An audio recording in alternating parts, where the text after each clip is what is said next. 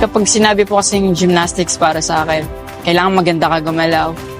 Parang ballet, yung atake po or yung mindset na every movement dapat elegant.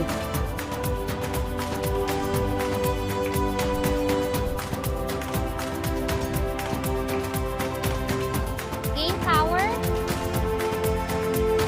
Noong 2020, masasabi kong hindi ako ganun ka-confident sa sarili ko sa mga tinraining ko. Kahit naman nag-training ako ng preparado talaga. Pero hindi ko pa rin siguro that time matanggap na kaya ko naman talagang mag-perform ng maganda.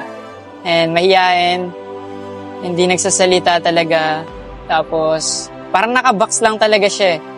Yung Carlos Yulo ng 2020 pa. Ngayon, kaya ko na po siya gawin ng bukal sa puso ko and mas open na rin po ako sa mundo. Wanted to do a 2.5 forward, I think. And finishing with a 3.5.